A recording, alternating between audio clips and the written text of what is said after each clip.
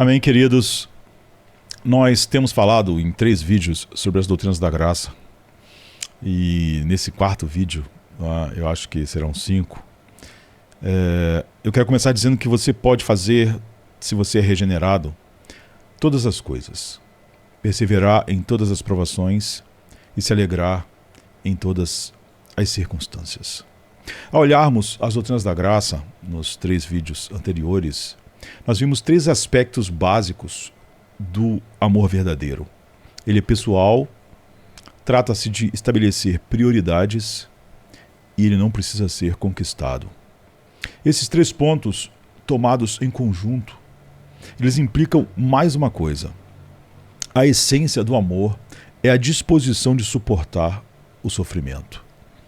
Então, no primeiro vídeo, ao examinar o papel do filho na nossa salvação, a gente disse que o amor verdadeiro não é meramente um sentimento, é um modo de agir, é o que põe toda a nossa vontade em ação.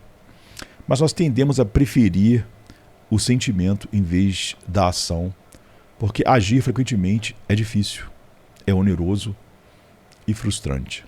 Em outras palavras, o amor verdadeiro envolve autossacrifício, uma disposição de sofrer. O Filho nos deu o exemplo supremo desse tipo de amor sacrificial na cruz. Qualquer um pode sentir que ama as outras pessoas, mas que tipo de amor é necessário para subir em uma cruz e ser torturado até a morte por elas? Enquanto elas o ridicularizam e zombam de você. E depois, no segundo vídeo, nós examinamos o papel do Pai na nossa salvação. E falamos que o amor verdadeiro envolve estabelecer prioridades. Quanto mais você ama algo, mais estará disposto a abrir mão de outras coisas por causa disso. É assim que você sabe que ama tanto assim. Então, de fato, é exatamente isso que significa dizer que você o ama tanto. Por isso que tem esse tanto. Portanto, quanto mais você ama algo, mais sacrifícios dolorosos, mais sofrimento costuma exigir. E o Deus Pai nos deu o exemplo supremo desse tipo de amor sacrificial ao entregar seu Filho por nós. Muitas vezes pensamos que a cruz significou para Jesus, Pensamos no que a cruz significou para Jesus. E nunca teremos mais que uma ínfima noção dessa experiência. Mas as Escrituras nos convidam a meditar nessa pequena amostra e frequentemente fazemos isso. No entanto, as Escrituras também nos convidam a meditar no que a cruz significou para o Deus Pai. E nisso não nos detemos tanto. Então, entre outras passagens, pense o que Deus diz a Abraão sobre o sacrifício de Isaac. Toma o teu filho, o teu único filho, Isaac, a quem amas, e vai-te à terra de Moriá, oferece-o ali em holocausto. Gênesis 22:2. E depois ele disse: agora sei que temes a Deus, pois não me negaste o teu filho, o teu único filho. Versículo 12. Então, ouça essas palavras. Ofereça o teu filho, o teu único filho, o teu filho a quem você ama. É o que ele diz. O filho a quem você ama. É a voz de um pai que sabe o que é entregar um filho amado. Quanto ele deve nos amar para entregar Jesus para o seu povo escolhido, ou pelo seu povo escolhido. E aí no terceiro vídeo, ao examinarmos o papel do Espírito Santo na nossa salvação, a gente viu que o amor verdadeiro não precisa ser conquistado. Se dependesse do consentimento da outra pessoa, não seria amor de forma alguma, mas sim um contrato. Então, o amor verdadeiro significa que você precisa agir com amor para com as pessoas, mesmo quando elas se comportam de forma grosseira com você. Isso significa ser vulnerável e disposto a sofrer. O Espírito Santo nos dá o exemplo supremo desse tipo de amor sacrificial ao vir habitar em nós, pecadores que tanto o odeiam antes da obra dele, concedendo novo nascimento a corações que jamais o escolheriam e continuariam a habitar centrados sempre em nós mesmos. Então ele vem e ele fica e continua a habitar em nós, mesmo quando nós o entristecemos e fazemos isso cada vez que pecamos e profanamos o templo dele, ou seja, nós mesmos, com nossos pecados. Então, como deve ser para ele estar tão intimamente unido a nós e nos amar tanto, tendo ao mesmo tempo um conhecimento divino e perfeito e uma aversão divina e perfeita à hediondez de cada pecado nosso, hora após hora, dia após dia, ano após ano. Agora nós chegamos a algo diferente hoje, né? Nos 3 vídeos anteriores, a gente fez um panorama da obra de Deus na nossa salvação. E o principal objetivo foi mostrar que somente Deus realiza essa obra. Não participamos Os cachorros aqui, tá meio cedo e eles estão meio agitados aqui, mas é assim mesmo, né? Eles participam de vez em quando. Então, nós não participamos da consumação da nossa salvação. Deixa eu ver se a Cláudia consegue dar controla a rebelião canina aqui. Então nós não participamos da consumação da nossa salvação ao nos conectarmos a algum tipo de sistema de salvação. Jesus realiza a nossa salvação na cruz e no túmulo vazio, porque seu amor salvador é pessoal. Nossa salvação não é determinada pelo funcionamento de um sistema natural. Somente o Pai a determina. Porque nos salvar é sua prioridade máxima incondicional. E vimos que o Espírito Santo não nos concede um novo nascimento porque consentimos em aceitá-lo. Nós é que passamos a aceitá-lo apenas porque ele já nos deu um novo nascimento, um novo coração. O que ele faz porque nos ama demais para nos abandonar por conta da nossa própria rejeição e escuridão final espiritual. Todas essas coisas são o que Deus faz. Agora vem a parte que nós fazemos algo também.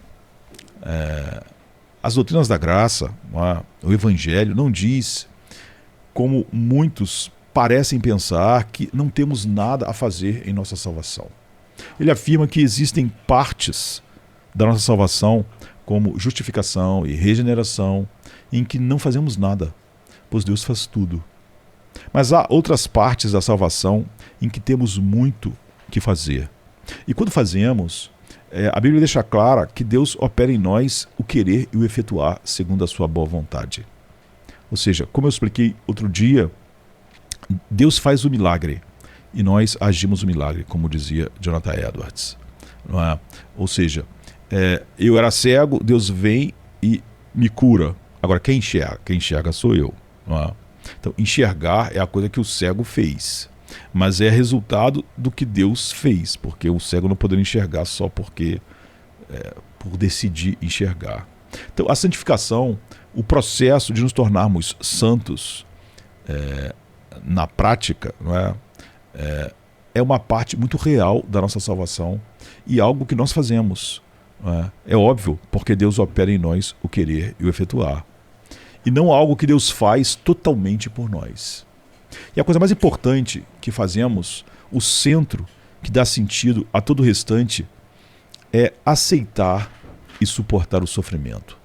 A santificação, ela é, em essência, aprender a perseverar em piedade no meio das provações.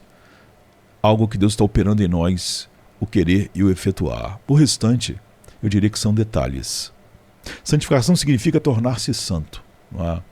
Não profanareis o meu santo nome, para que eu seja santificado no meio dos filhos de Israel. Eu sou o Senhor que vos santifico. Levíticos 22, 32. Então, tornar-se santo significa tornar-se cada vez mais semelhante a Deus. É aquilo que Paulo descreve, que contemplando a Cristo, nós somos transformados de um grau de glória para outro grau de glória, na mesma imagem de Cristo. Isso é o destino para o qual nós fomos eleitos. Nós fomos eleitos, ou seja, escolhidos, e depois predestinados para algo, predestinados para serem conforme a imagem do seu Filho. Ele predestinou assim todos os que ele elegeu. Portanto, santificai-vos e sede santos, pois eu sou santo. É o que diz Levíticos 11:44. Então, tornar-se semelhante a Deus significa, acima de tudo, amar a Deus sobre todas as coisas. Amar a Deus como Deus ama a Deus. Não é? E aí depois, como resultado disso, amar o próximo. Não é? Por exemplo, a Bíblia diz assim: amai os vossos inimigos e orai pelos que vos perseguem, para que vos torneis filhos do vosso Pai que estás nos céus, porque Ele faz nascer o sol sobre os maus e bons, e vir chuvas sobre justos ou justificados e injustos. Mateus 5:44, né? E como é amar da maneira que Deus ama? É a cruz. Se você quisesse ver a melhor forma como Deus ama, você deve olhar para a cruz. É assim que a vida cristã se parece. É uma vida... Eu até comecei uma série chamada Uma Vida Cruciforme, em forma de cruz, que eu parei no meio e as pessoas me pediram se eu podia continuar. Mas como faz um tempo, e eram umas lives que eu fiz há algum tempo, eu penso em fazer de novo, de uma maneira mais perto uma da outra, e começar do zero, para que não tenha essa coisa, já as pessoas têm que voltar 1 ano, 2 atrás para achar alguma coisa que eu falei anteriormente. Mas vamos voltar para o nosso assunto. Então, é como o jeito de amar, a maneira de Deus, ou amar da maneira que Deus ama, é a cruz. É uma vida cruciforme. É assim que a vida cristã se parece. Então, o sofrimento é a única porta da entrada para a alegria. A cruz é uma imagem da vida cristã. Eu aposto que não era essa a mensagem que as pessoas hoje no meio evangélico esperam ao ouvir um sermão, um estudo, enfim. Então, a alegria do evangelho, a alegria que flui das doutrinas da graça, é essa. E, no entanto, a disposição de perseverar no sofrimento é a única porta de entrada para a alegria. As pessoas que se determinam a nunca sofrer jamais podem ter alegria, porque nunca poderão amar como Deus ama. C.S. Lewis ele captou esse ponto de forma brilhante, né? Na sua obra Os Quatro Amores. Ele diz: não há investimento seguro. Amar em absoluto é ser vulnerável. Ame qualquer coisa e seu coração certamente será espremido e possivelmente se partirá. Se você quer ter certeza de manter teu coração intacto, não deve entregá-lo a ninguém, nem mesmo a um animal. Eu, por exemplo, tenho vários. Agora mesmo, né? Tava os cachorros aqui, as meninas bagunçando aqui o que a gente está fazendo. E eu tenho 11 dogs e eles morrem cedo. Então, numa casa, ter animais assim é extremamente saudável para os seus filhos, etc., de muitas maneiras, mas essa é uma das maneiras. Às vezes, você casa, tem filhos e leva muitos anos até as pessoas daquela geração ali começarem a morrer. Então, os seus filhos ficam muito tempo sem contato com essa realidade.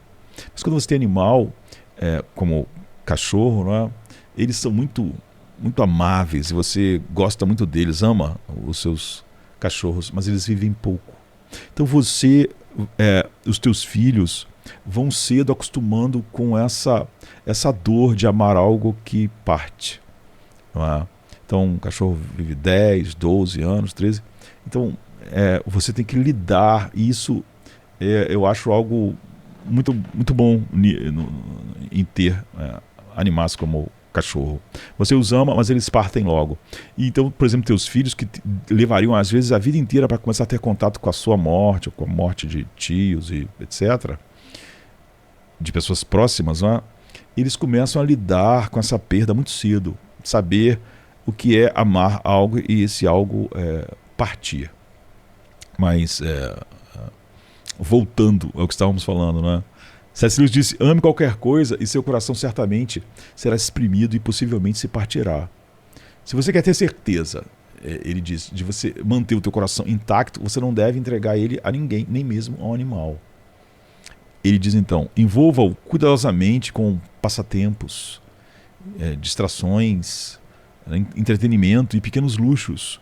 Evite qualquer envolvimento.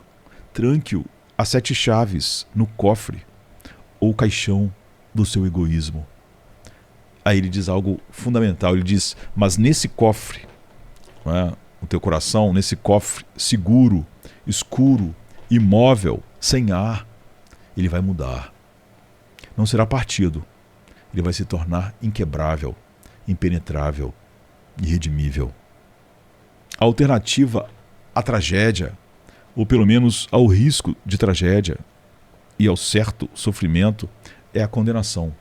O único lugar fora do céu onde você pode estar perfeitamente protegido de todos os perigos e perturbações do amor é o inferno. Então, somente depois de aceitar o sofrimento é que se pode realmente ter alegria bíblica, não é? Por isso, momentos de sofrimento muitas vezes também são momentos de alegria. Na verdade, o sofrimento mais intenso, indescritível, ele pode ser ocasião para a alegria mais intensa e indescritível. Normalmente pensamos e falamos como se isso não fosse verdade, como se não pudesse ser verdade. E partimos do princípio de que se estamos sentindo dor ou pesar, ou contrariedade, não podemos também sentir alegria.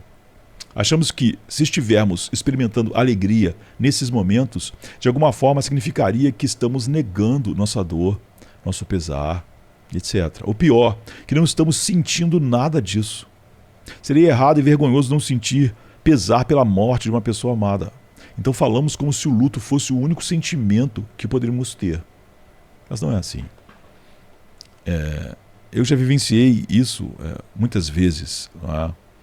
Então, você tem às vezes algum parente que tem uma doença crônica, um filho, e cada um de nós, individualmente e juntos, experimentamos mais provações do que o suficiente, às vezes, com um filho, com um cônjuge, com a mãe, e muitas delas são muito semelhantes à morte. As grandes mortes, entre aspas, como abrir mão de algo importante na tua vida por causa de uma doença, ou em você, ou no seu filho, ou em sua esposa. Na verdade, não são tão ruins quanto a série constante de pequenas mortes às quais precisamos morrer dia após dia.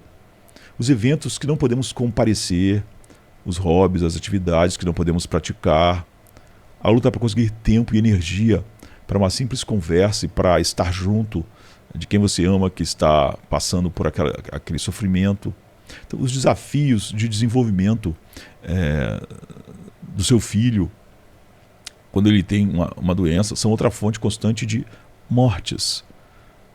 A época em que alguém trava na sua família, tomara que isso nunca aconteça, né?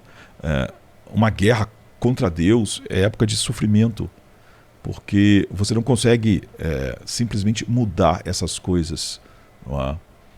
E há também as mortes mais comuns que a maioria dos cristãos experimentam de uma forma ou de outra, como ter um dos meus melhores amigos me partir sem ter tido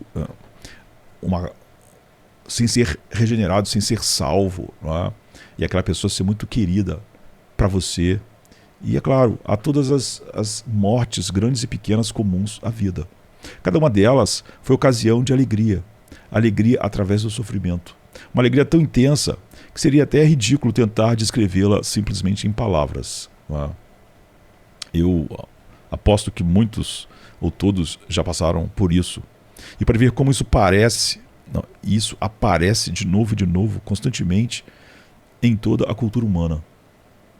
Quantos livros, canções, filmes e séries nos atraem justamente porque transmitem picos extremos de angústia e alegria ao mesmo tempo? Então a explicação é simples.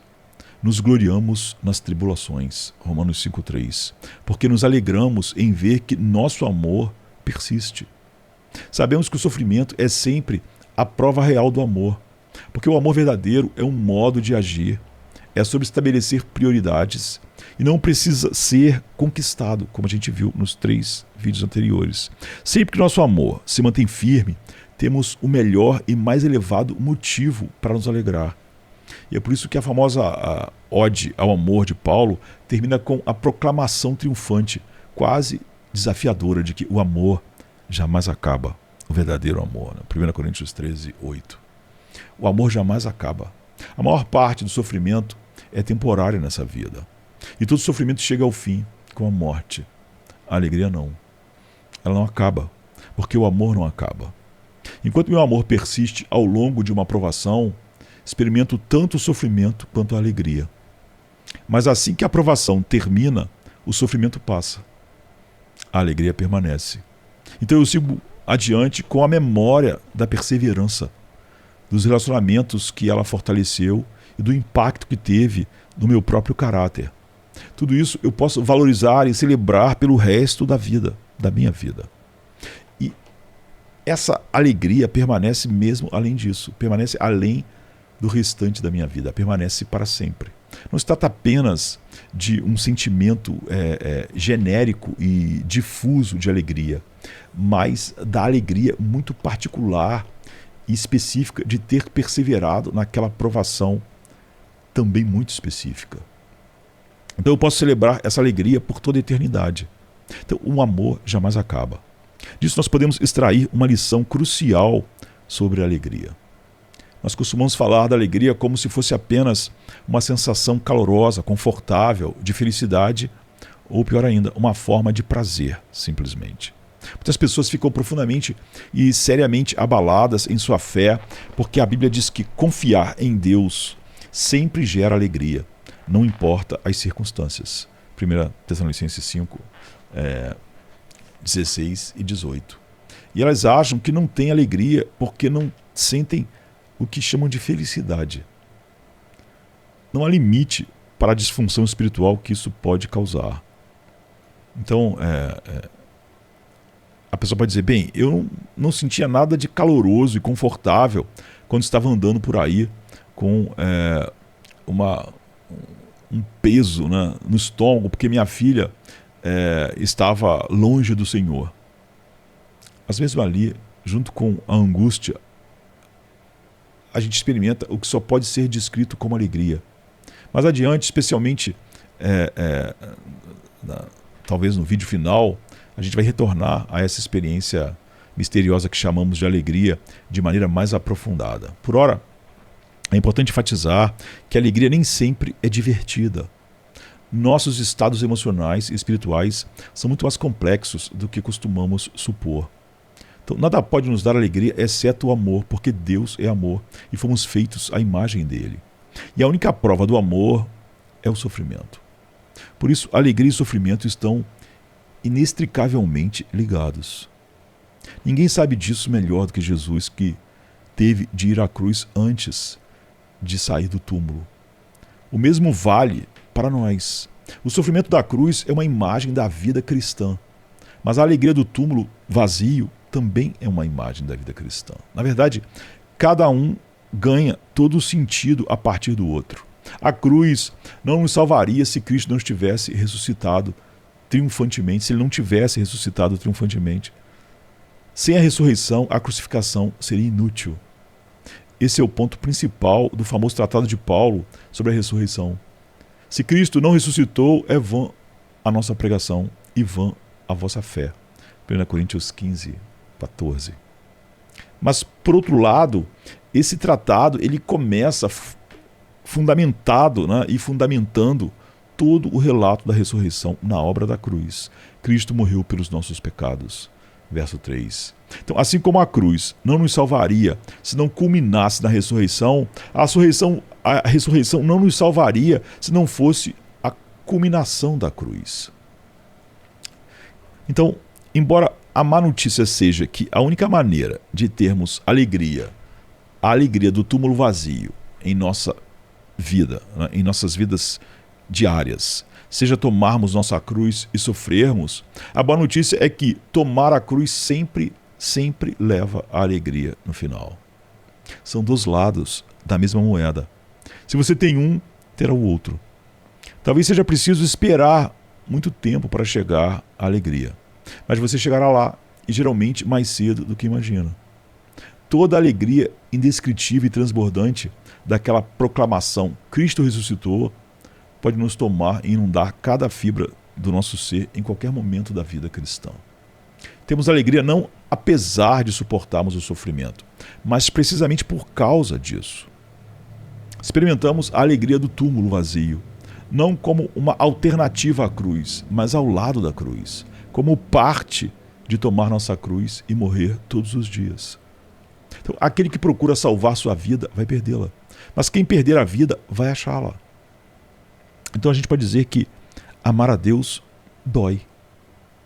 O princípio de que o amor verdadeiro implica a aceitação do sofrimento vale para todos os nossos amores humanos, mas se aplica ainda mais ao nosso amor por Deus, que deve ser o amor supremo.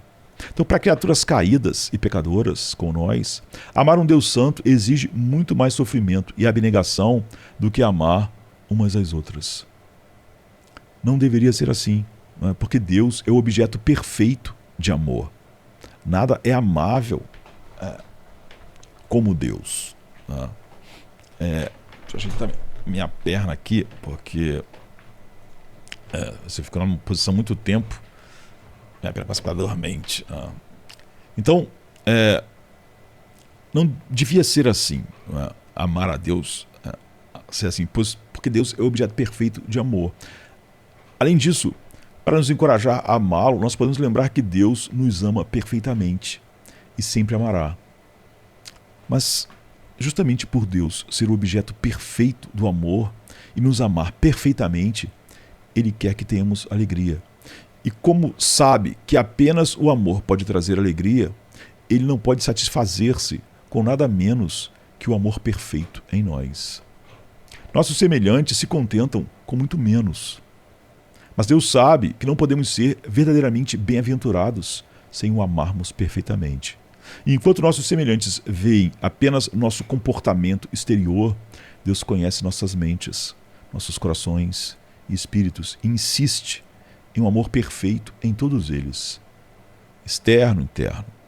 E é claro que nenhum de nós, pecadores, ama de forma perfeitamente digna do amor que Deus sabe ser o único satisfatório para nós.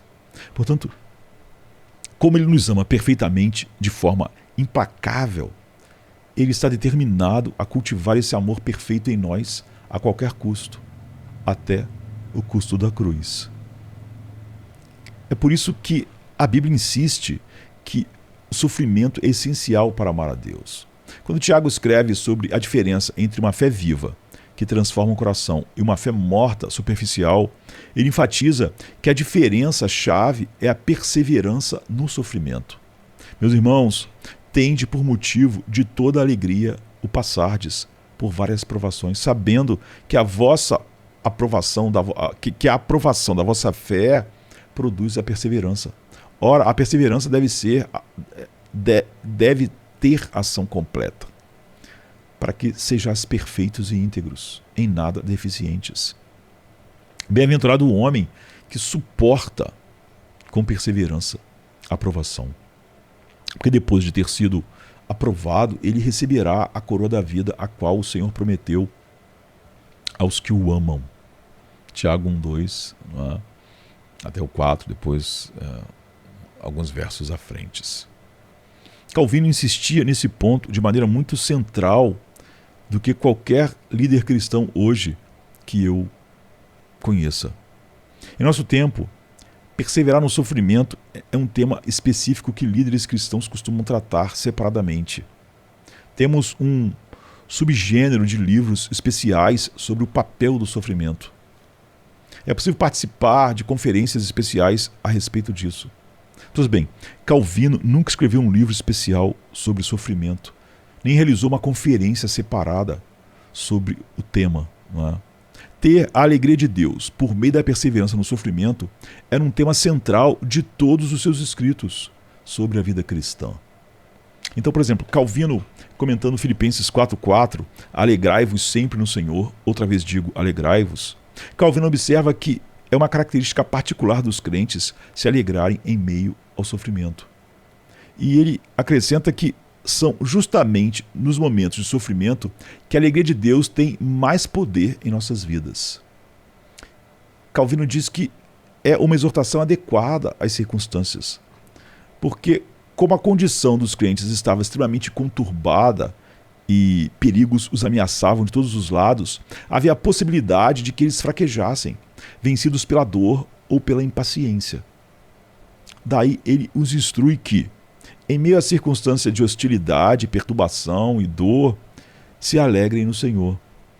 Porque certamente essas consolações espirituais pelas quais o Senhor nos reanima e alegra devem se mostrar mais eficazes quando o mundo inteiro nos induz ao desespero.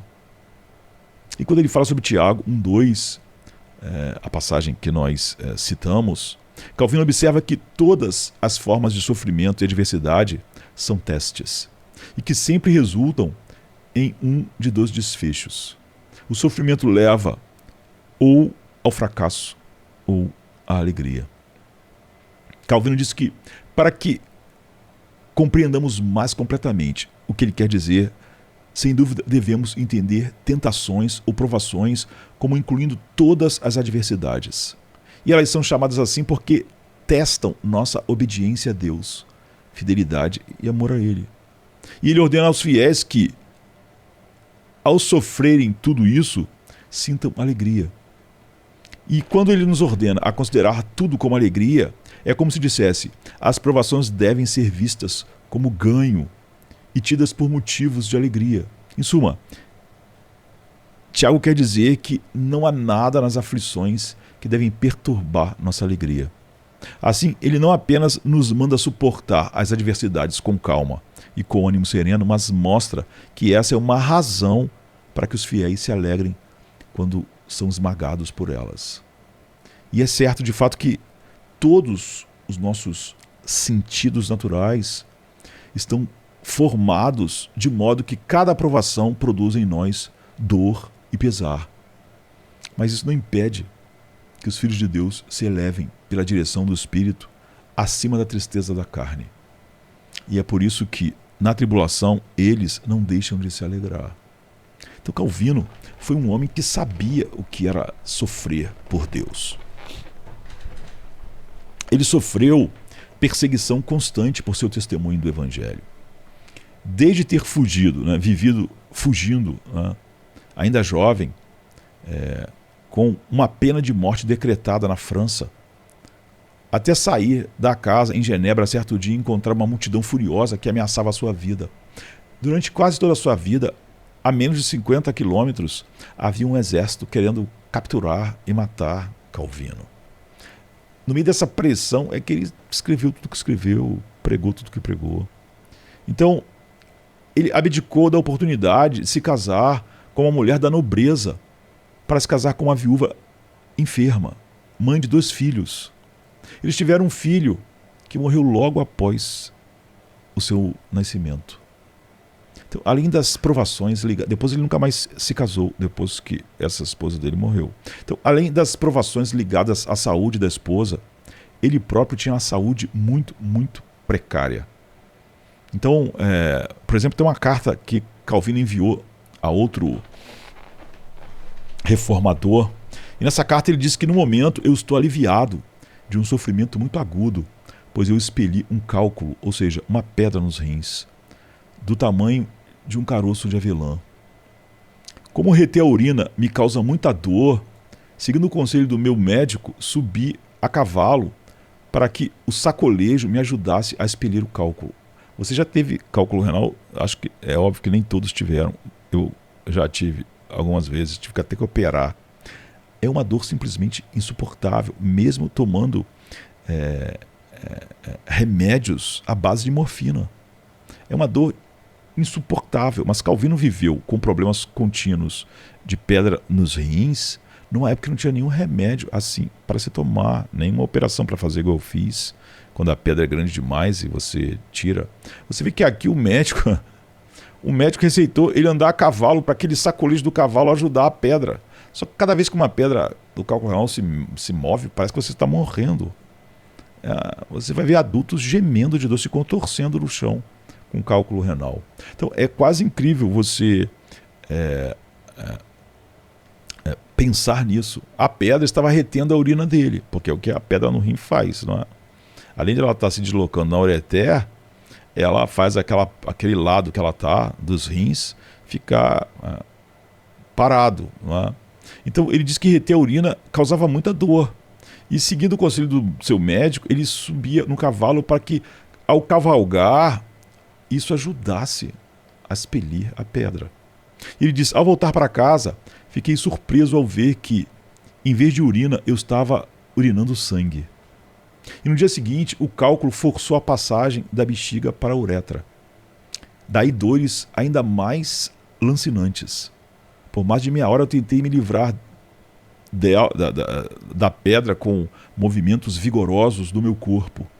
Não adiantou nada, mas obtive um ligeiro alívio ao aplicar compressas mornas de água. Enquanto isso, o canal urinário ficou tão lacerado que dali saía um grande fluxo de sangue.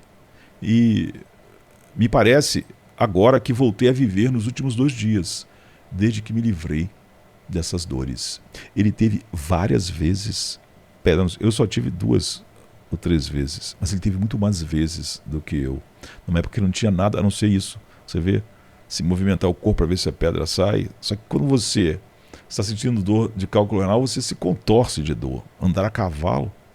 Então, imediatamente depois disso, ele retoma calmamente o assunto da reforma na carta. Estou convencido de que Calvino se tornou um grande teólogo e reformador, principalmente porque aprendeu a sofrer por Deus. E aí está o dom milagroso da perseverança, que é chamada de a perseverança dos santos. Nós precisamos compreender firmemente a interconexão profunda entre alegria e sofrimento para entender a doutrina tradicionalmente conhecida como a perseverança dos santos.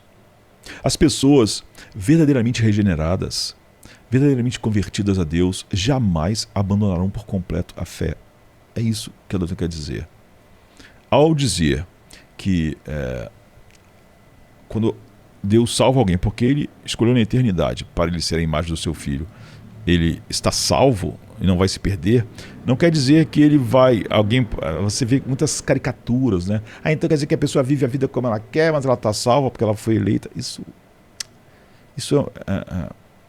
é coisas ditas por pessoas que não conhecem nada da doutrina bíblica, não é? A perseverança dos santos é que a semente incorruptível da regeneração, ela é incorruptível, ela é imortal. Ela sempre triunfa. Então, jamais homens regenerados abandonaram por completo a fé. Por isso que João diz que se saíram é porque nunca foram dos nossos. Porque se fossem, não teriam saído. Porque o Espírito Santo cria nelas, pelo seu poder milagroso, um amor por Deus tão forte que persevera através de qualquer provação, de qualquer sofrimento. Se somos cristãos de verdade, homens e mulheres regenerados, nosso amor por Deus é inquebrantável, porque o amor de Deus por nós é inquebrantável, é incorruptível, é imortal. E seu poder maravilhoso está sempre operando em nós, desse amor imortal de Deus. Para o homem natural, as provações produzem ressentimento contra Deus. Qual é a tentação do sofrimento? É a tentação de que Deus não está te protegendo, não é? E sofrimento é o quê? Sofrimento é você não ter na tua vida coisas que você queria ter na sua vida. Às vezes um relacionamento, às vezes um bocado de pão, ou uma condição melhor de vida, ou às vezes uma maneira, né, de sustentar melhor a sua família. Ou seja, sofrimento é uma coisa que você queria que tivesse na tua vida, mas não está. Um casamento, não sei. E sofrimento também é ter na tua vida o que você não queria ter, mas está. A doença, às vezes a solidão, às vezes a falta de uma perspectiva de melhora em alguma área. Você queria ter aquilo, mas não tem. Então você vê que sofrimento é coisas que eu queria ter na vida, mas não tenho. E também é coisas que eu não queria ter na vida, mas eu tenho. Então, para o homem natural, as provações produzem ressentimento contra Deus, amargura, tristeza sem fim e até desespero. Para o novo homem, as provações produzem a alegria de Deus, porque nosso amor persevera no sofrimento. O espírito do pecado ainda está em nós, é claro, né? Mas agora nós temos um espírito muito mais poderoso que o espírito do pecado, né? Plantado em nós pelo amor de Deus. Nenhuma provação jamais romperá nosso amor por Deus, porque quanto mais provações suportamos, mais experimentamos a alegria de Deus. E sabemos que o nosso novo eu, aquele que responde às provações com alegria, sempre vai perdurar, porque nós somos recriados por Deus justamente para esse propósito. E é uma semente incorruptível, imortal. Então o apóstolo Pedro, ele expressa o cerne da doutrina da perseverança dos santos ao escrever que Deus nos gerou de novo para uma viva esperança, para uma herança incorruptível, sem mácula e imarcessível, reservada para nós, que sois guardados pelo poder de Deus, mediante a fé para a salvação, preparada para se revelar no último tempo. 1 Pedro 1, de 3 a 5. Então, ele imediatamente acrescenta que essa salvação se manifesta em nossas vidas como uma fé que produz alegria, porque persevera no sofrimento. Nisso exultais. E embora no presente, por breve tempo, se necessário, sejais contristados por várias provações, para que, uma vez confirmada a fé que vocês têm, muito mais preciosa que o ouro que perece, mesmo provado pelo fogo, redunde em louvor e glória e honra na revelação de Jesus Cristo. 1 Pedro 1, a partir do 6. Nossa fé glorifica a Deus porque sua perseverança manifesta sua autenticidade comprovada. E assim inspira louvor, glória e honra a Cristo. Então não me entenda mal, o sofrimento em si continua sendo sofrimento. Não é? Não estou tentando negar que a dor dói. Dói mesmo. Se não doesse, não seria dor. Não é? Mas saber que Deus determinou meu sofrimento antecipadamente, desde toda a eternidade, para usá-lo infalivelmente em meu benefício, transforma radicalmente minha atitude diante da dor. Há um ditado antigo, né? Que o reformado disse depois de cair da escada, um cristão reformado: que bom que já passou. Né? E não quero que ninguém pense que um verdadeiro crente nunca falha diante de uma provação. Claro que falhamos. Embora sejamos salvos, ainda somos pecadores. A própria essência do pecado é deixar de agir como Deus deseja durante uma provação. Então, sendo pecadores, obviamente falhamos muitas vezes. Todos os dias, na verdade. Tá? É por isso que a confissão e o arrependimento é algo contínuo em nossas vidas. A questão é que nosso amor por Deus persiste mesmo na aprovação do nosso próprio fracasso e pecado. Porque até o nosso fracasso é uma aprovação para a nossa fé. Tá? Então, nosso fracasso em fazer o que é certo diante de uma aprovação é em si mais uma aprovação. No Salmo 51, Davi não apenas lamenta a sua culpa e pede perdão, mas ele expressa de modo intenso como o pecado e o arrependimento são um fardo que ele precisa aprender a carregar por amor ao Senhor. Ele pede, em especial, que a alegria seja restaurada. Faze-me ouvir júbilo e alegria, para que exultem os ossos que esmagaste. Restitui-me a alegria da tua salvação e sustenta-me com um espírito voluntário. Salmo 51, né? 8, acho que depois, sei lá, alguns versículos à frente. Então, mesmo na aprovação do fracasso, a aprovação da fé insuficiente, nossa fé permanece. Não é? O Espírito de Deus, perfeito e santo, continua inundando-nos com seu amor perfeito, gerando em nós um amor por Deus que ainda não é perfeito, porque nós continuamos pecadores, mas que persiste, que é imortal até mesmo na provação de sua própria imperfeição, e por fim encontra alegria nessa perseverança. Então, compare os dois homens que traíram Jesus no dia da sua morte. Depois de trair o Senhor, Judas desistiu e tirou a própria vida. Pedro, por sua vez, afastou-se dos discípulos e chorou amargamente. O fracasso dele era outra provação, mas a fé dele passaria por essa provação, porque era autêntica. Ele era um homem regenerado. Então Pedro afastou-se dos discípulos e chorou amargamente, mas nunca deixou de amar o Senhor Jesus. Jesus sabia disso perfeitamente. Por isso, ele o restaurou aos discípulos, diante deles, perguntando 3 vezes: tu me amas? Em João 21, a partir do 15, né? É por isso que ele mandou o seu anjo chamar especificamente por Pedro, nominalmente, para resgatá-lo. Marcos 16, 7, não é? E é por isso que Pedro, depois de ter perseverado na provação do próprio fracasso, experimentou ao final a alegria de Deus. Senhor, tu sabes todas as coisas, tu sabes que eu te amo. Então, o Senhor sempre nos chama e nos resgata quando falhamos, porque Ele nos ama pessoalmente e nos salva pessoalmente. Ele nos procura pessoalmente pelo nome, como fez com Pedro. E como Pedro, sempre terminamos com alegria. Então, santificação é alegria através do sofrimento. Não é? Então, no último século, né, é que a gente é estranho. No meio da minha vida, o século mudou. Né? Não é a verdade para todos que estão aqui hoje ouvindo, né?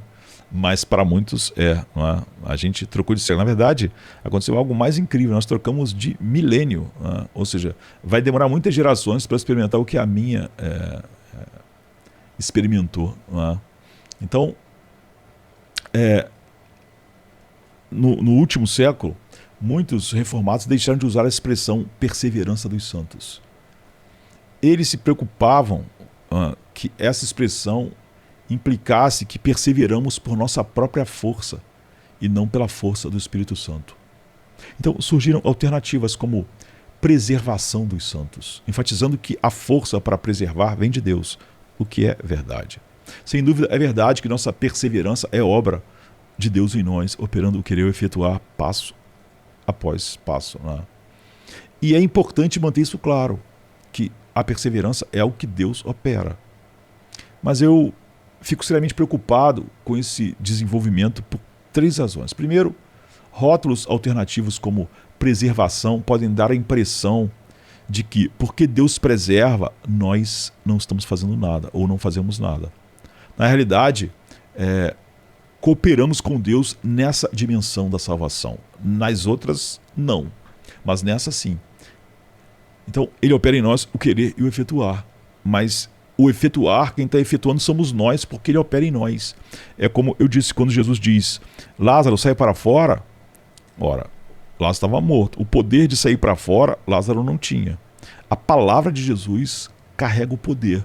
Mas quem saiu para fora? Lázaro. Não é? Só ele poderia sair para fora. Não é? Quando Jesus diz para um cego, para ele ver, quem enxerga? Quem enxerga é o cego. Não é? Esse o operar, a operação do milagre, né? O viver o milagre. Então o cego vê, Lázaro sai para fora. O paralítico anda, pega a tua cama e anda.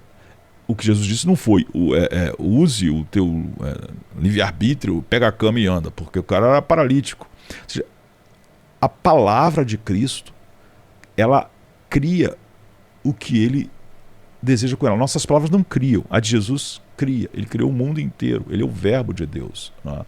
A partir do nada. Então o que ele diz opera em nós todas as coisas, mas quem age essas coisas somos nós. Ele opera um amor sobrenatural, o Espírito Santo em nós. Mas quem ama? Quem ama somos nós. Ele opera, ele nos dá o dom da fé. E quem crê? Quem crê somos nós.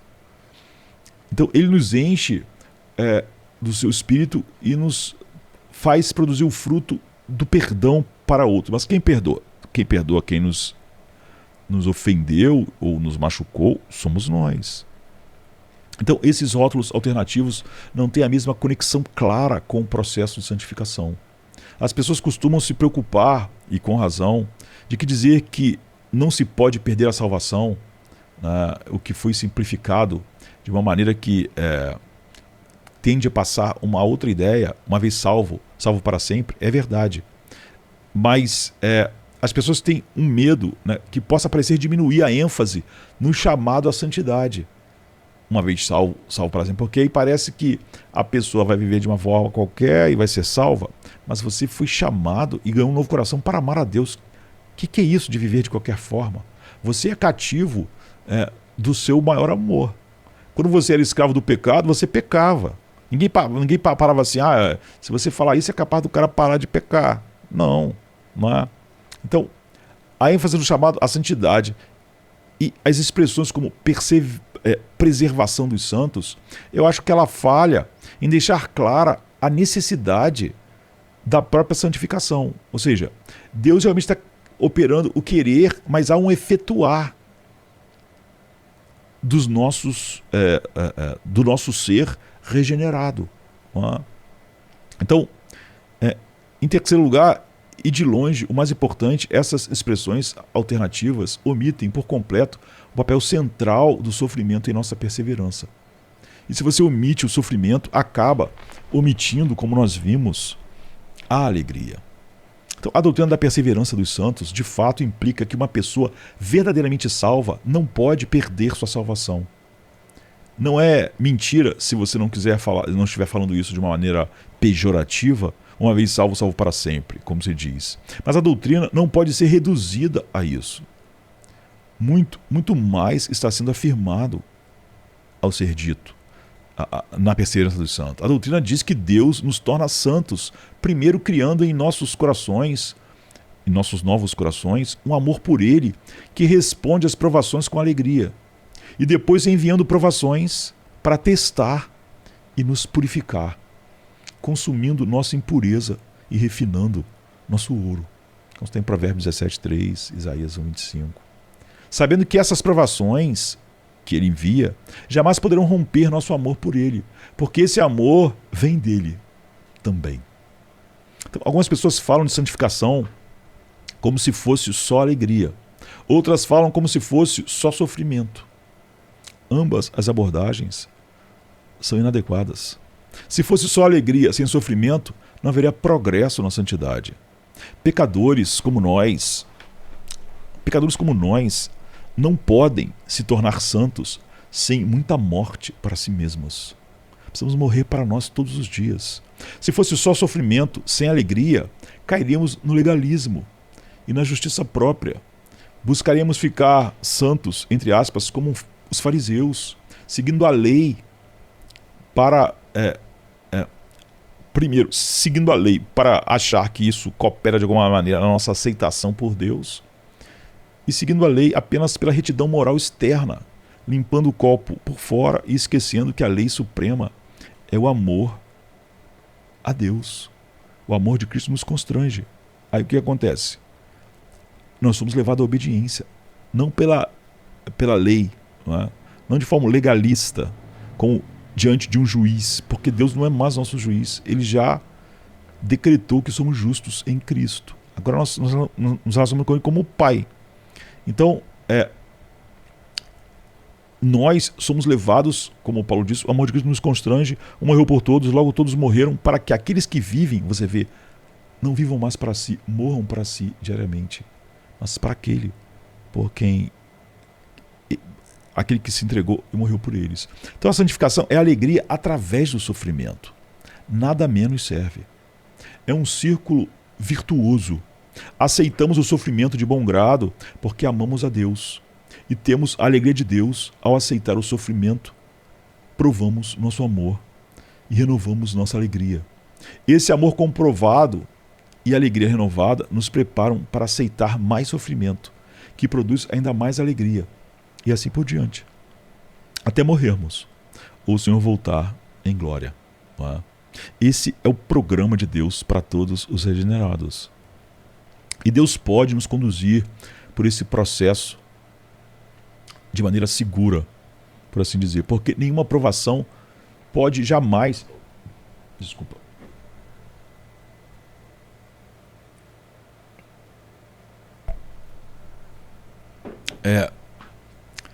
Ele nos conduz de maneira segura porque nenhuma provação pode jamais romper nosso amor por ele, como não podia romper o de Pedro. Esse amor está ali por causa do poder milagroso dele e sustentado pela presença e ação contínua do Espírito Santo em nossos corações. Deus está segurando as duas pontas da corda. Ele age tanto na provação que encontramos, vinda de Deus por seu controle providencial e soberano dos eventos, quanto no amor que persiste em nós, vindo de Deus por meio do Espírito Santo. Todas as coisas dentro de nós e fora de nós cooperam para o bem daqueles que o amam. Então, como a gente já falou, as observações que a gente tem feito sobre o amor, elas decorrem umas das outras, em uma sequência lógica. O amor verdadeiro é pessoal, portanto, o amor verdadeiro é um modo de agir, não simplesmente um sentimento. Portanto, o amor verdadeiro tem a ver com prioridades, como vimos. Não precisa ser conquistado. E a única prova real de amor é a disposição de suportar o sofrimento. Então, a doutrina da perseverança dos santos, ela decorre logicamente das outras doutrinas que delineamos da mesma maneira. O amor salvador de Deus é pessoal, portanto, Jesus realiza completamente nossa salvação. Portanto, o Pai nos escolheu incondicionalmente e o Espírito Santo nos transforma milagrosamente. Portanto, nosso amor por Deus vai perseverar em todas as provações. Se Jesus de fato, ele consumou a minha salvação, segue-se que eu serei de fato, não é, salvo. Todos os eventos na minha própria jornada espiritual, por mais turbulentos que sejam, eles são simplesmente o desenrolar da salvação que já foi realizada e implantada em mim. Se fosse possível que algo impedisse essa salvação de chegar à sua frutificação total, então a salvação não teria sido realmente consumada por Jesus antes de ser implantada dentro de mim. Se o Pai me escolheu incondicionalmente, segue-se que serei de fato salvo. Minha salvação é mais importante para o Pai do que qualquer coisa na ordem natural. Portanto, nada na ordem natural, incluindo minha própria natureza, meus pensamentos, sentimentos, desejos e decisões, pode se opor à minha salvação. Por isso que ele diz que nem a morte, nem a vida, nem o futuro, nem o porvir, nem anjos, nem demônios podem me separar do amor de Deus.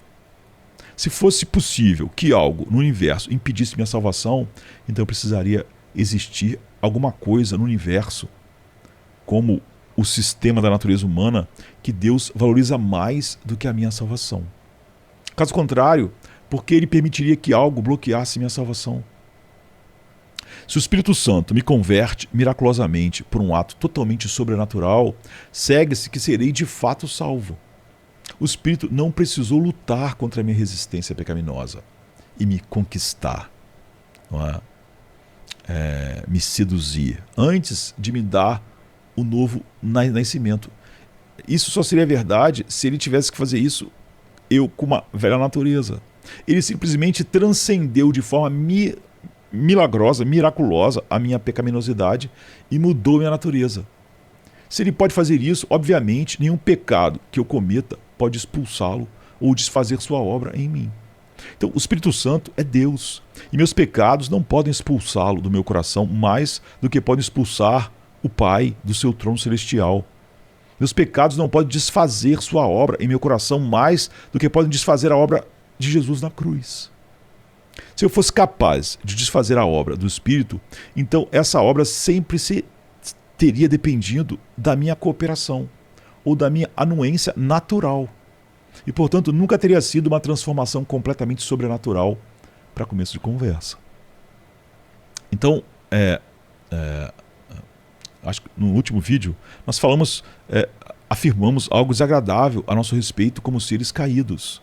Sem a obra do Espírito Santo, nunca, jamais escolheremos ou escolheríamos plenamente a Deus. Nós podemos gostar de sentir que gostaríamos de fazê-lo. Podemos nos arrepender de não fazê-lo. Podemos até às vezes nos enganar pensando que fizemos. Mas nunca abriremos mão da última réstia de vontade própria e nos colocaremos nas mãos dele. Sempre escolheremos livremente não fazê-lo, porque o homem natural sempre escolhe livremente a si mesmo, porque ele é incurvatus em si. Não é? É assim que Lutero, por exemplo, define o pecado, o homo incurvatus em si. Agostinho também fazia isso, não é? Então, esse fato tem um lado oposto. Aqueles que foram regenerados pelo Espírito Santo nunca jamais desistirão de Deus. Eles perseveram, mesmo passando por momentos, quem sabe, terríveis, como Davi, como Pedro. Né? Podemos pecar de modo terrível, como Pedro fez ao negar o Senhor. Mas nunca nossos corações se separarão ou desistiremos de Deus, como Judas fez ao trair o Senhor. Continuaremos amando a Deus. E Deus continuará enviando o seu anjo para nos chamar pelo nome, como fez com Pedro. E como Pedro, sempre terminaremos em alegria. Então, a perseverança dos santos, às vezes, é chamada de o único ponto que as pessoas realmente gostam, né?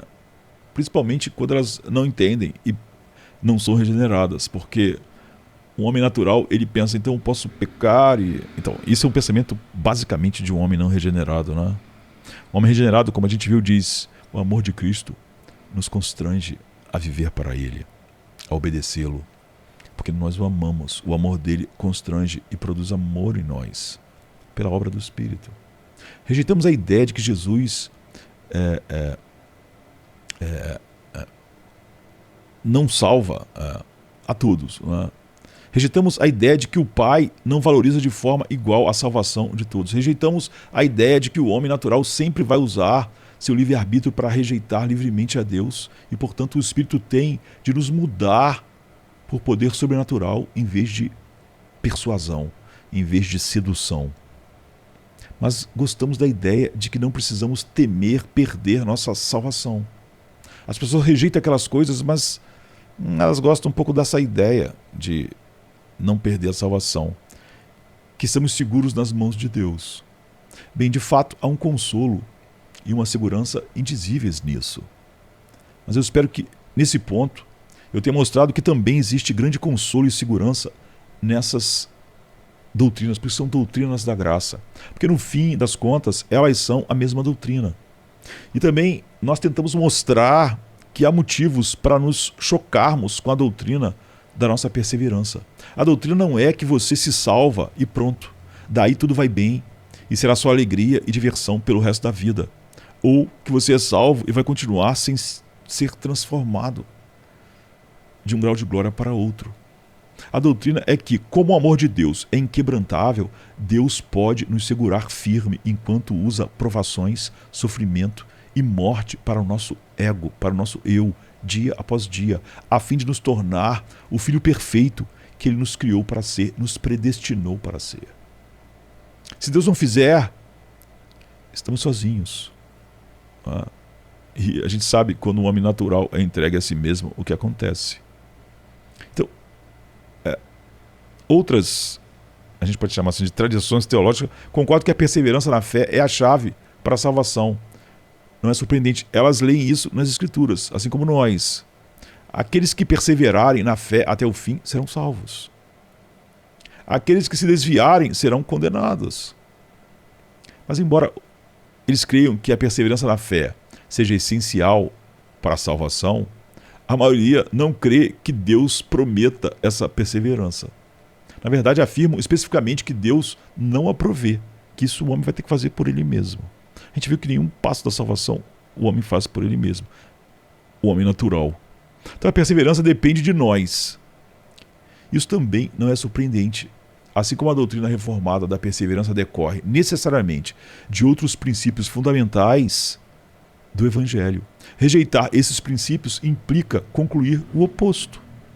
Se a perseverança não está prometida por Deus e não é fornecida pela obra do Espírito Santo, então só pode vir de um lugar: a minha própria força natural, independente da obra de Deus em meu coração.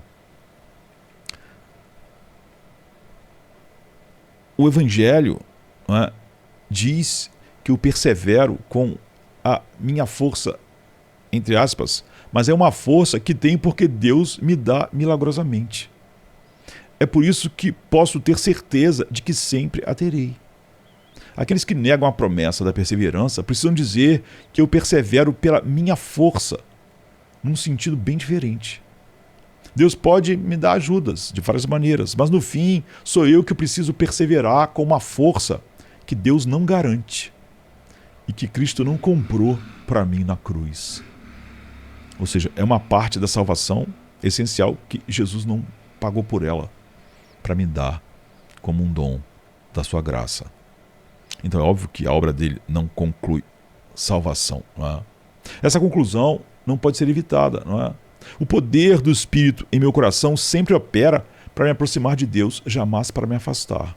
Portanto, se eu me afasto, é porque a minha vontade natural, qualquer parte de mim que não foi transformada por Deus, decidiu se afastar.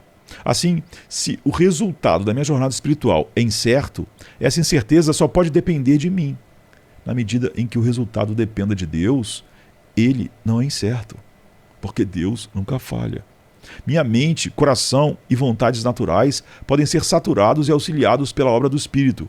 Mas se essa restauração e assistência retirassem de vez da minha vontade natural a tarefa de perseverar, garantiria assim a certeza absoluta da minha perseverança. Essa conclusão não pode ser evitada. Você, quando começa a errar, você vai continuar errando. Essa conclusão não pode ser evitada porque está embutida nos pressupostos.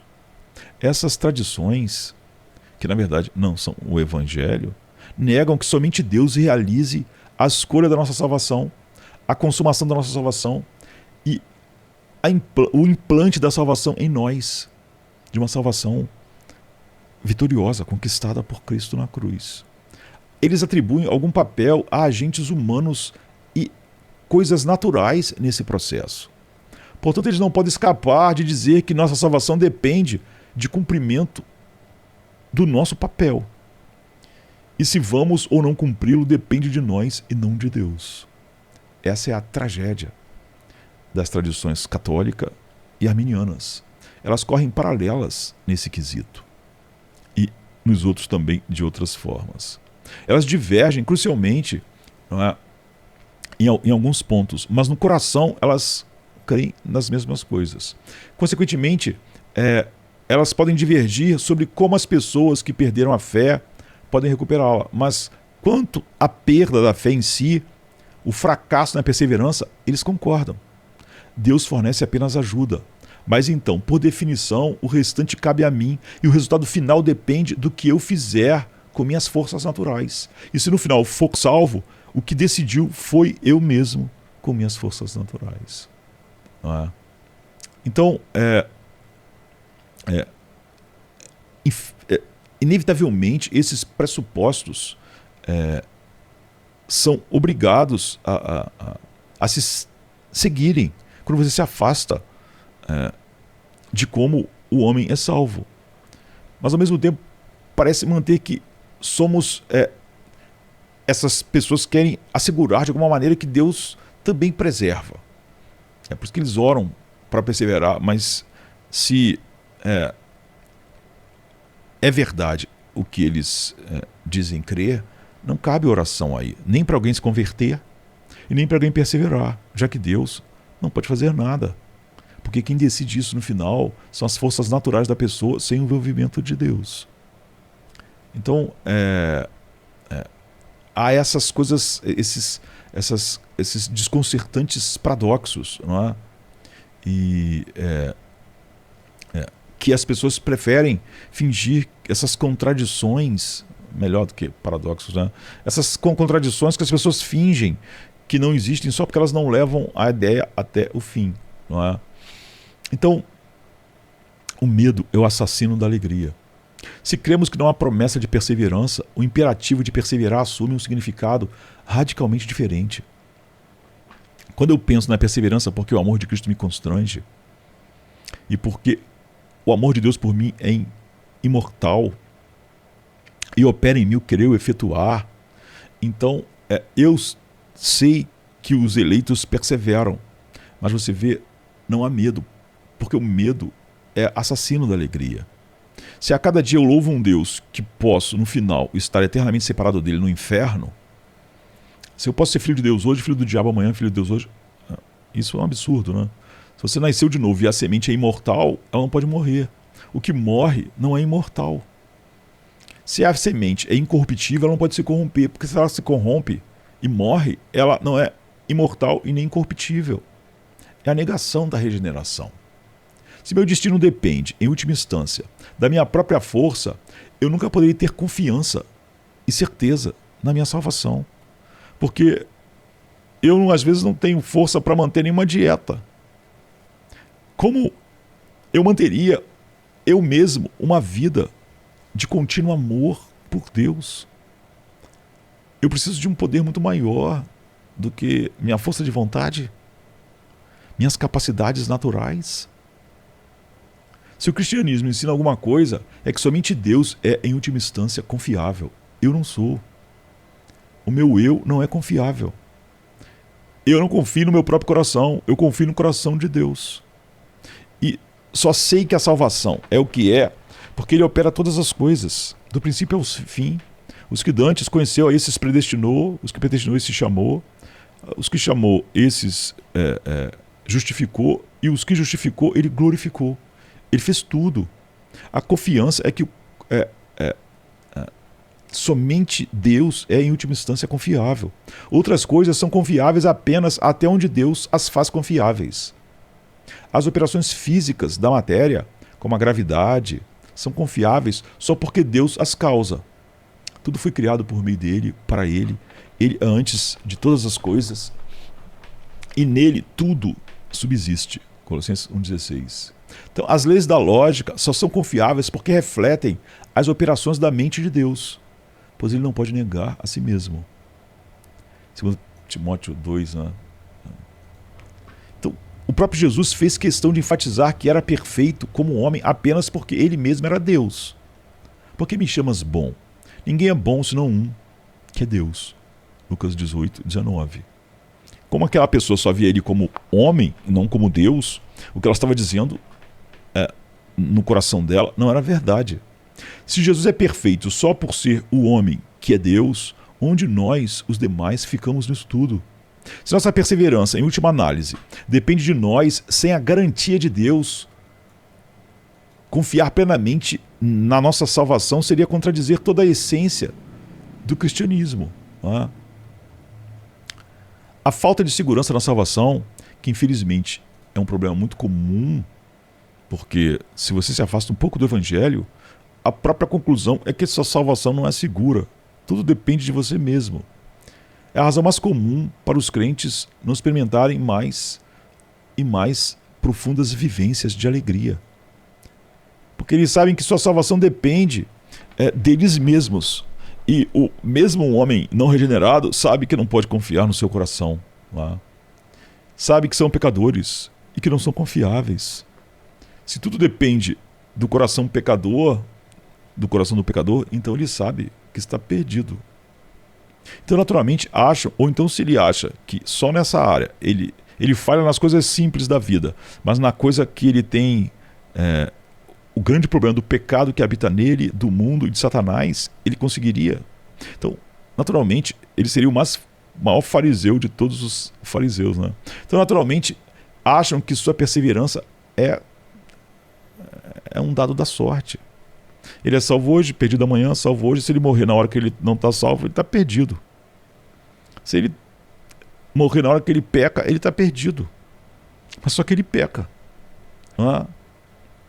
Nada mata a alegria como o medo. E já disse que a alegria pode coexistir com muitas outras emoções, como pesar, dor, aflição, mas não coexiste com o medo.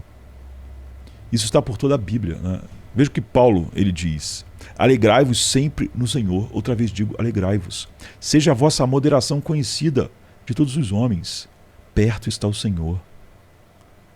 Então, você não tem medo, não andeis ansiosos de coisa alguma. Antes, em tudo sejam os vossos pedidos conhecidos diante de Deus, pela oração e pela súplica, com ações de graças. E o que acontece? E a paz de Deus, que excede todo entendimento, guardará o vosso coração e a vossa mente em Cristo Jesus. Filipenses 4:4 em diante. Então, o oposto da alegria não é a dor, ou o pesar, ou mesmo tristeza. Tristes, mas sempre alegres. É o medo.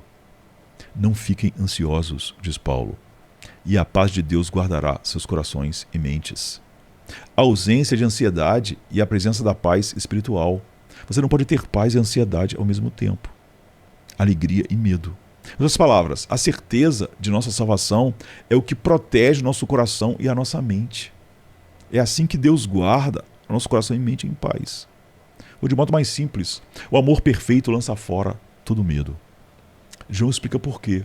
No amor não existe medo. Antes, o perfeito amor lança fora o medo. Ora, o medo produz tormento. Logo, aquele que teme não é aperfeiçoado no amor. 1 João 4,18. Somente as doutrinas da graça sustentam plenamente a doutrina da vida cristã encapsulada nessa frase, porque apenas as doutrinas da graça nos asseguram que nunca veremos punição, pois perseveraremos na fé, porque Deus está operando em nós o querer e o efetuar. Mas especificamente crentes que rejeitam a doutrina do Evangelho, as doutrinas da graça, precisam encarar o tempo todo, né, sofrimento como todo mundo, mas sem nenhuma promessa de perseverança. Para eles o sofrimento tem uma experiência completamente diferente. Homem regenerado, ou as doutrinas da graça, o homem resgatado, que viu a verdade, ele pode dizer: Deus vai me fazer passar por isso. Os outros precisam dizer: será que eu vou passar por isso? Com Deus me dando algumas ajudas, mas eu, com a minha natureza, perseverando? O que o sofrimento lembra a você? Deve ser uma pergunta. Porque há também outro desafio que surge, não só da experiência do sofrimento em si, mas do que o sofrimento sinaliza. Para um homem saturado das doutrinas da graça, o sofrimento é um lembrete constante de que Deus ainda está nos limpando do pecado. Para os outros, porém, o sofrimento é um lembrete constante de que Deus se importa mais com outras coisas do que com a nossa salvação. Ninguém pode explicar completamente o fenômeno do sofrimento. Isso porque o sofrimento é resultado da queda, e a queda resultou do pecado. E ninguém consegue explicar completamente o fenômeno do pecado. Por isso Paulo escreve sobre o mistério da injustiça. 2 Tessalonicenses 2, acho que 7. Mas de uma forma mais limitada, o homem capturado pela verdade de Deus pode explicar o sofrimento como uma das formas pelas quais Deus age fora de nós e dentro de nós para nos purificar do nosso orgulho e vontade própria pecaminosa.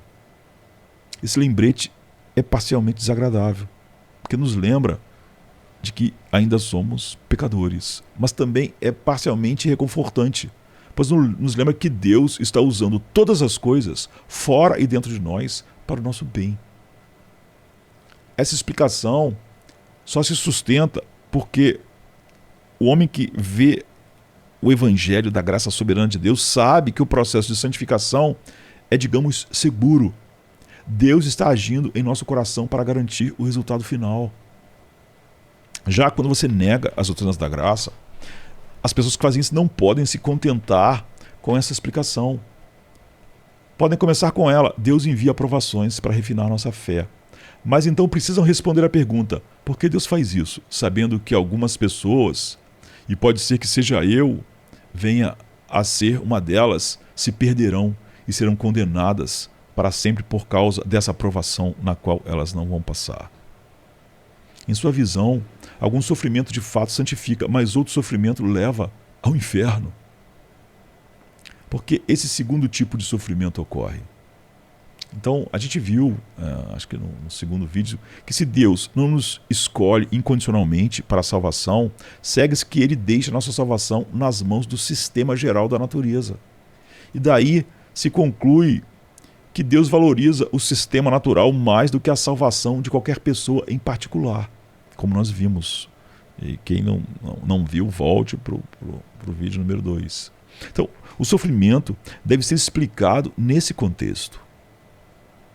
Assim, alguém que diz crer no Evangelho, que não é o Evangelho, que não crê nas doutrinas da graça, em última análise, precisa dizer que sofremos porque Deus preza mais a natureza do que nós. E se Ele me envia sofrimento, e se eu falho, eu estou perdido. Sem dúvida, muito do nosso sofrimento tem o efeito de nos santificar. E como Deus controla de modo soberano o universo, podemos dizer que Ele usa parte do sofrimento com o propósito de santificação. Mas isso, na verdade, é secundário. A explicação primária para o sofrimento é que a natureza é a prioridade máxima de Deus, no caso de quem crê no sistema e não no Salvador pessoal. E nós ocupamos o segundo lugar.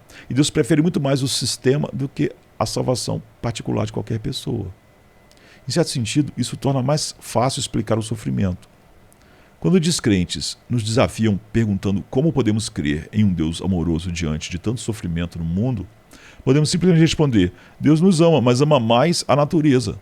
Somos danos colaterais no grande romance cósmico entre Deus e a natureza. No entanto, essa explicação se sustenta ao custo de eliminar o caráter da piedade cristã, o coração do Evangelho. Desaparece o Deus que derruba todos os obstáculos para nos salvar. Mesmo aquele maior que era levar o seu filho até a cruz. Então, é explicada, embora a doutrina de que Deus faz todas as coisas cooperarem para o nosso bem, daqueles que o amam, com essa outra ideia, é óbvio que não. Todas as coisas se fazem alguém que supostamente seria salvo e ir para o inferno, não cooperou para o seu bem. Mas ele diz que tudo ia cooperar para o bem daqueles que o amam, que foram chamados segundo o seu propósito. Em suma, desaparece o Deus que nos ama acima de tudo. Então, considere um livro, não é? Eu não sei, eu acho que não tem ele em português, então eu não sei exatamente o nome, mas seria Ninguém Vê Deus, de Michael Novak. Trata-se de uma resposta a vários livros ateístas militantes, não é? Como Dawkins escreve, por exemplo. E é um livro interessante, não é? Com uma dose igual de reflexões espirituais e sociopolíticas. Entretanto, quando o autor, que é o Novak, responde aos ateus sobre o porquê de haver tanto sofrimento, aparentemente sem sentido no mundo, ele dá uma resposta tão simples quanto completamente fria, gelada. Então, ele escreve dentro da tradição católica. Ele não pode dizer que o sofrimento é aparentemente sem sentido, não é realmente sem sentido, porque Deus trabalha em segredo para que tudo contribua para o bem daqueles que Ele chamou. Então, para Novak, esse sofrimento que parece sem sentido deve ser mesmo sem sentido, não é? E, portanto, deve haver um motivo pelo qual Deus valorize esse sofrimento sem sentido e o tenha criado. E ele diz então que nós, né, ele começa a tentar explicar com sua tradição católica, né? Ele diz que muitos racionalistas argumentam que esse Deus deve ser desajeitado. Eles conseguem imaginar um mundo muito mais perfeito. Mas perfeito em qual aspecto? Não é? Então ele está dizendo no livro que Jefferson, vemos que Jefferson, na lei da Virgínia sobre liberdade religiosa, diz que o Todo-Poderoso poderia, lá na criação, no berço da nação americana, diz que o Todo-Poderoso poderia ter criado um mundo sem liberdade humana. Mas por razões que nos escapam, ele não o fez. É a explicação do Jefferson e de muitos, né, que dizem crer no Evangelho, que não creem realmente no Evangelho, né, tem. Então, por razões desconhecidas, o Novak diz para nós. Ele fez um mundo de probabilidades, acaso, riscos, tendências contraditórias, competições, lutas, dor e também prazer. Muitas histórias de frustração e fracasso, bem como algumas com finais felizes. Ele diz que essa visão metafísica do mundo real que Deus de fato criou parece notavelmente compatível com o mundo do acaso e competição evolutiva e harmonias estranhas descritas por Darwin e outros descobridores empíricos. Essa é a desgraça quando alguém que se diz cristão mistura o humanismo secular, né? É o que está acontecendo aqui com Novak. Então, certamente, ele diz, Deus poderia ter criado um paraíso simples de bondade, cooperação mútua, confiança e paz na terra. A história de Adão e Eva no paraíso mantém diante de nossos olhos justamente essa possibilidade. Em vez disso, parece que Deus permitiu que a história humana fosse marcada pela fraqueza, traição e maldade da escolha livre de muitos. Aqui ele está falando sobre o livre-arbítrio libertário, né? Então, além de duras provações para os bons, que também são tentados pelo mal, vendo todas as suas recompensas aqui na terra. Ele diz, o Deus que se revela a judeus e cristãos, de alguma forma, imaginou esta terra como um grande palco, um imenso drama, um drama de liberdade e do mau uso. Eu estou parafraseando, né? o que lembro. Então, usando um drama de liberdade e do mau uso e nobre uso do poder de amor e também traição. E ele diz, é uma peça digna de Ésquilo, Dante, Shakespeare, Milton, Goethe. Não é uma peça de moral bonitinha, é irônica e trágica, e ainda assim, ao final, uma comédia. Não é? Então, observa que o pai, alguém conta que o pai que dirigiu o carro que bateu em um trem numa determinada cidade, né, alguém estava dizendo, leu uma placa de forma errada e pagou com a vida, né, pegou a saída errada porque leu a placa errado e pagou com a vida. Será que ela realmente preferiria que todos nós fôssemos robôs que nunca cometemos erros, nunca fracassam, nunca se machucam? Quando o Criador escolheu trazer, do nada, as contingências e acasos deste mundo tal como vemos, com seus absurdos e tragédias, e se ele viu que era bom, então ele teve de dar muita liberdade à natureza humana. Você vê, ele está tentando defender o evangelho, como ele entende, do ateísmo. Mas ele tem muito do humanismo secular e pouco da Bíblia. Então ele diz, uma ordem de mundo aberta à liberdade exige um mundo de contingências desenfreadas, algumas irônicas e outras trágicas. Aqui vemos o panorama do mundo cristão que não abraça o evangelho, mas mistura ele com o humanismo secular. Não é? Resumido em miniatura. O que Deus deseja, pretende e faz acontecer por sua vontade onipotente não é o resultado particular de cada pessoa, como o caso desse pai e filho que foram atingidos por um trem. É todo o conjunto gigantesco de coisas boas e ruins misturadas. O que o Novak chama de o todo. É isso que Deus quer. Se você estiver entre as vítimas infelizes que foram trituradas porque acabaram caindo na parte ruim desse todo, pode ao menos se consolar por saber que, embora Deus pudesse tê-lo poupado, ele permitiu que você fosse destruído porque precisa do todo, confuso e em parte sem sentido. E ele não poderia ter esse todo sem que houvesse ao menos alguns trouxas, entre aspas, que sofreriam, porque ele não tem nenhum propósito para nada disso. Ele só ama o sistema natural. Então, observe que Novak repudia a ideia de um mundo em que nunca nos enganamos, nunca fracassamos, nunca sofremos. O que será que ele chama que o céu vai ser? Seria insuportável um mundo em que nós nunca fracassamos, nunca sofremos, nunca, porque supostamente somos livres para fracassar, enganar. Então o que vai ser o céu? para Ele. Vai ser insuportável porque nunca fracassamos, nunca sofremos, nunca enganamos. O próprio Novak admite francamente que essa abordagem, embora forneça uma explicação simples para o sofrimento, nos apresenta um Deus que sempre parece cruel e insuportável. Ele diz assim numa outra parte que Deus, o Deus judeu, cristão, não faz segredo de agir diante dos humanos de maneira cruel, injusta e terrivelmente atormentadora. Você vê que ao chegar à conclusão do que ele está dizendo, ele tem que chegar a um absurdo assim. E ele diz: considere Jó com seus 7 filhos e 3 filhas mortos. Um pai perdendo 10 filhos, bens confiscados, animais aniquilados, o corpo coberto de feridas dolorosas, em estado lastimável. E diz: a revelação cristã toma muito dessa visão. Veja só o que acontece a Jesus, o próprio Filho de Deus, em sua paixão e morte. Se Deus faz isso com seu Filho, a Escritura parece sugerir e não devemos esperar tratamento melhor. De fato, diz que devemos pegar nossa cruz e nos preparar para enfrentar prova e sofrimento, tal como Cristo, tal como Jó. Ademais, há a parábola após parábola, mostrando o quão injusto Deus é. Recebe calorosamente o filho pródigo ao mesmo tempo em que se volta contra o irmão cumpridor, trabalhador, abnegado.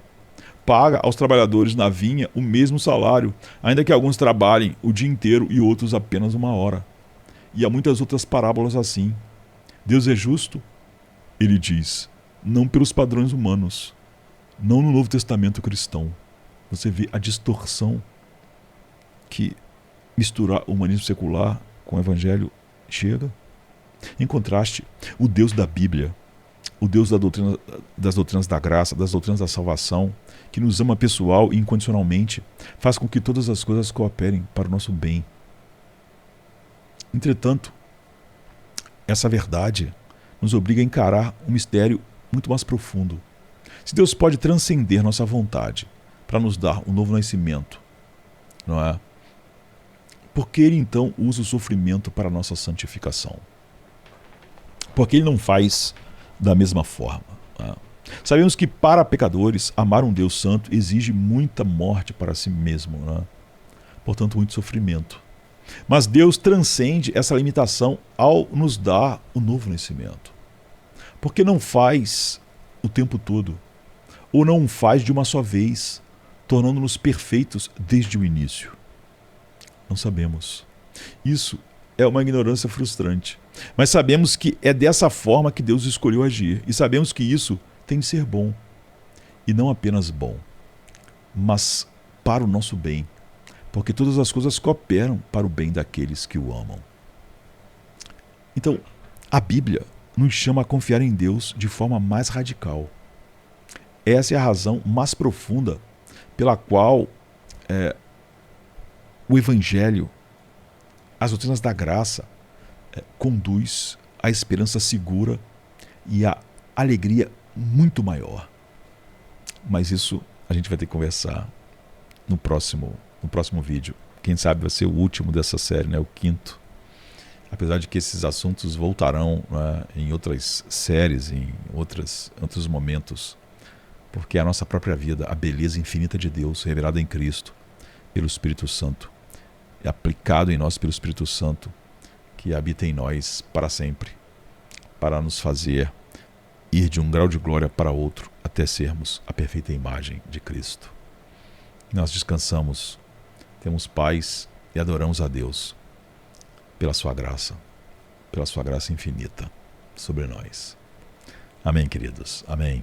Até o próximo momento juntos. Amém. Dedilhado suave, a alma sussurrar.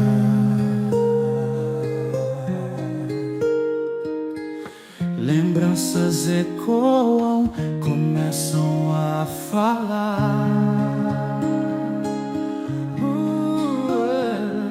Nos vales profundos, na luz do amanhecer, Cristo sempre esteve, sem jamais se esconder.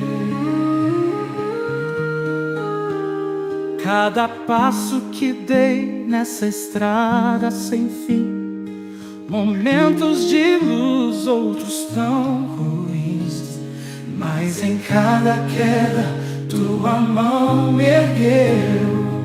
Em Cristo encontrei o que o mundo perdeu. Quando as dúvidas surgiam como um mar agitado, tua voz sussurrava: estou ao teu lado. Tudo que eu vivi, teu amor guiou. Nas sombras e dores, tua luz brilhou. Os dias que ri, as noites que chorei, foram passos ao lado do Rei dos Reis. Os ventos que vieram me fizeram lutar. Mesmo nas tormentas pude te encontrar. Cada perda, tua graça brotou. Cada erro, tua cruz me salvou. Nos desertos mais áridos, tua água fluiu. Meu coração tão sedento, tua paz revestiu. Tudo que eu vivi, teu amor guiou. Nas sombras e dores, tua luz brilhou. Os dias que ri, as noites que chorei, foram passos ao lado do Rei dos Reis. E quando o peso do mundo me fez quase parar, tua cruz era a âncora pra me firmar. Nas promessas que fizeste encontrei meu lugar. Um amor eterno que não vai falhar.